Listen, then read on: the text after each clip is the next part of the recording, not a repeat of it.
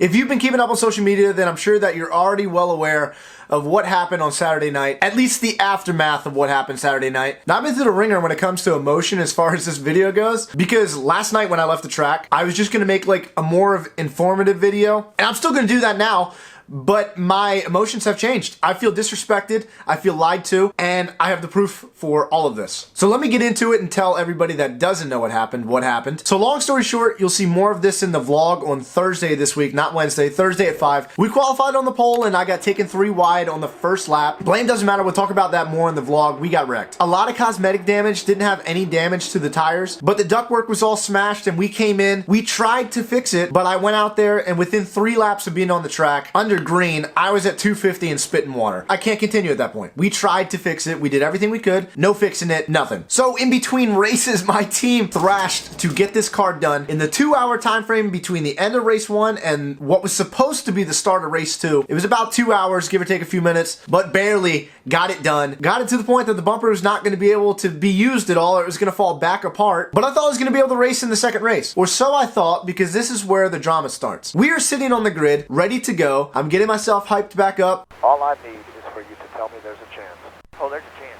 I have no idea how this car is going to handle at this point. I don't know if it's going to be good. I don't even know if you can associate good with the race car when it goes back out on the track. And it doesn't matter because I never had the opportunity to, because after they commanded us to start the engines, they told us that the 75 Landon Huffman, myself, and the 23 Cade Brown were only eligible to start and park. What are we doing? Oh, I'll tell you if it matters. Hold on. They're trying to say that we can only start and park. What?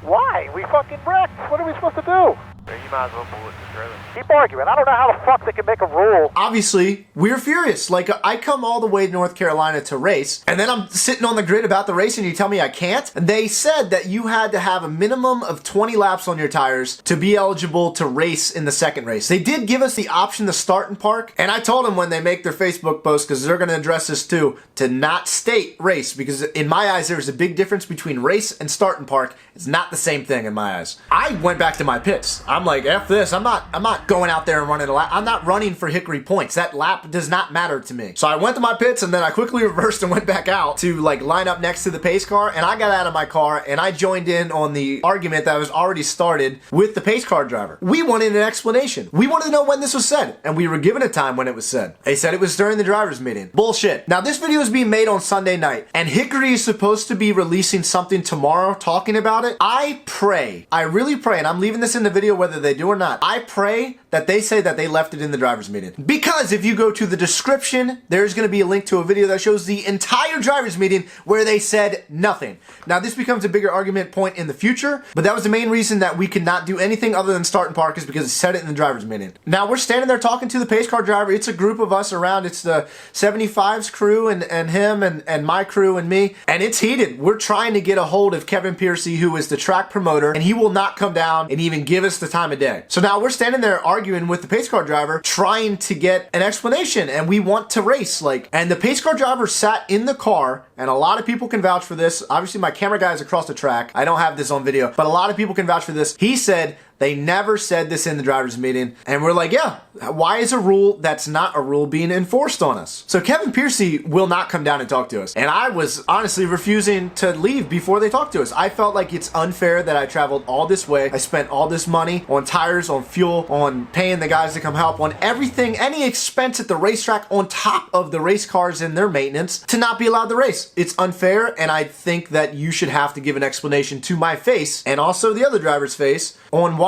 It just doesn't seem fair. They threatened to lock me up because I wouldn't stop talking. God forbid, I just spent thousands of dollars and I would like an explanation, but take me to jail. So the late model race starts. I'm not a part of it. One of the cops come over in the middle of the race and tells me that Kevin Piercy is willing to meet with one member of the team, and obviously that member was going to be me after the late model race is over. Now this is when I start to feel a little bit disrespected. I go up into the office, and immediately the second I walk in, they tell us you can't bring your phones, you can't record nothing like that. So I go into the office with Kevin Piercy and all the officials and all the police officers as well, and we sit down and he tells me right off the bat, this is not a written rule. But he does say that they said it in the driver's meeting, and all of the officials agree. They all say that they said it in the driver's meeting. Even the guy that initially said in the pace car that they didn't say it in the driver's meeting is now saying they said it in the driver's meeting. And to be honest with you, I half-assed listened to the driver's meeting. I wasn't sure if I missed it and I didn't hear it. So when all these people around me tell me that, yeah, we said it. I'm like, you know what? I'll bite my tongue. I might be wrong. And they also tell me that I had the option to go buy scuff tires and I could have raced on those. But there was absolutely no communication in between races. They didn't come up to us and tell us that if you don't go buy scuffs, you're only eligible to start and park. They didn't even tell us that we could buy scuffs. I had never even heard the scuff thing until I got into the office. I didn't even know because, to be honest, as extra as it sounds,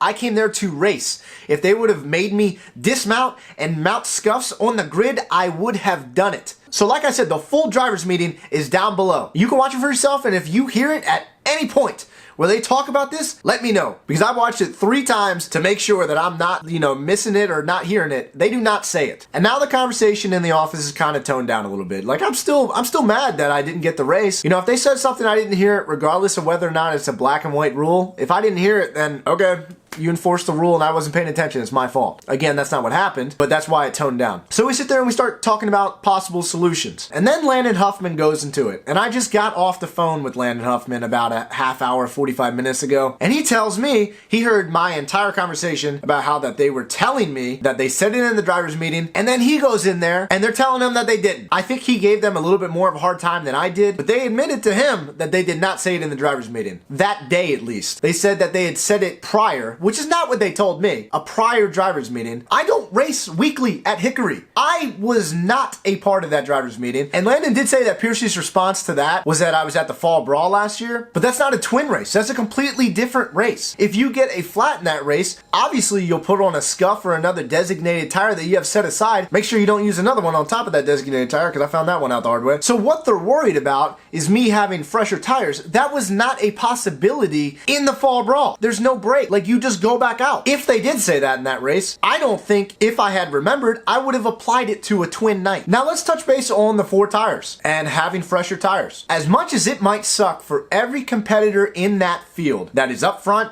and they just ran that 40-lap race, you know what sucks more? Wrecking your race car. And we worked to get it back together. And then our only option to race is that on top of wrecking the race car, we would have had to put scuffs on the car. And by the way, scuffs are gonna have a lot more than 40 lap tires. More than likely, more than 80. So on top of getting nerfed because we have a wrecked race car, we have to put on shit tires on top of that. Again, we still would have done it had there been some sort of communication. And they also said we didn't have enough people to go relay that information. Whose fault is that? That is not our fault. You gotta find a way. And they fully admitted, and I would assume that they would admit in their post, that the communication should have been better. It's getting frustrating because this is the second time in the past 2 months that I've been a part of a new rule, because that's what this is gonna become. It's gonna become a rule now. So it wasn't black and white before, but now it's gonna be black and white. Just like the Crooked County Speedway deal. It wasn't a rule, now it's a rule. They told me in my meeting that they were worried about me coming up through the field with fresher tires and winning the race. Look at this race car. Do you think this race car was gonna win that race? Now, the reason that they have this rule is because somebody last year went out, hit the wall on like lap 10, fixed their car, and came from last place and won the race with fresher tires. In my eyes, it's frustrating, but it's a part of it. You bought that set of tires to race on. In my eyes, I bought that set of tires to race all 40 laps in the first race. I wasn't thinking ahead to the second race, and of all stuff, it's not even like I sandbagged. I qualified on the pole. I was running that first race to win. Obviously, you can nitpick, and honestly, I don't give a shit about the solution anymore. I was gonna make this video partially about the solution, but after talking to Landon and then watching the driver's meeting back, it pissed me off. I'm not happy. Like, I fully intended, even though we just got screwed, I was going to come back in 2 weeks. And now I'm looking for somewhere else to race. It sucks, man, because I love Hickory. I love the people. I appreciate everybody that comes out and supports me. It's nice knowing that I have like supporters not even at my local track. Like, that's cool. And I want to come down and I want to race in front of them. But what do you do in my eyes? Because not only did you just, you screwed me, and I borderline forgave you and I was still gonna come, just to find out that you lied to my face. You lied to me. And I'm not throwing out insults or nothing like that. I don't feel like I've been disrespectful in this video at all. I'm unhappy, but all I said was the truth. You can't take an unwritten rule that you didn't say that day and then apply it later that night. That's not fair. I have no interest in bashing racetracks, and I don't want to, and really, I don't think I bashed Hickory at all. I simply just told the truth and what my experience was. And if you look at this as a negative experience, like you probably will if you have common sense, that's not my fault. fault. What I do is I go to the racetracks, I film my experience at that racetrack, and if something happens that I need to address it before the vlog, I do that. And I hate that it came to this, but I've got a soft spot for Hickory, and I want to win the fall brawl, and I want to compete there, and I want to win races there, but I just don't know what to do. Maybe they can fix it. I think an apology would be a start. I don't really want anything else outside of that, but it's just a shitty deal, man. And being lied to on top of it is what really rubbed me the wrong way, because I sat there after being so mad and after all these emotions, I sat there and we had a legitimate conversation as if I was wrong and what we could do to all be better next time. Well, Hickory needs to take a look in the mirror, and you guys need to figure out a way to be better. Every competitor that comes to a racetrack, whether you're in the highest division or the lowest division, you are bringing business to that racetrack, and I think it would be well justified if I stopped bringing my business to Hickory. So with that being said, I'm going to kill the video here. If you're new, be sure to subscribe. I'm going to have the vlog out on Thursday at 5 p.m. Eastern. And also, like the video, helps push it out there to more people. We are growing pretty quickly. The vlog is going to be shorter because I only ran 3 laps all weekend, so I apologize for that. No video next week, but we're going to be racing the week after. Whether or not it winds up being at Hickory or somewhere else, we will be racing. Again, I don't like making videos like this, but I felt like it needed to be addressed, so I'll see you guys on Thursday for the new vlog.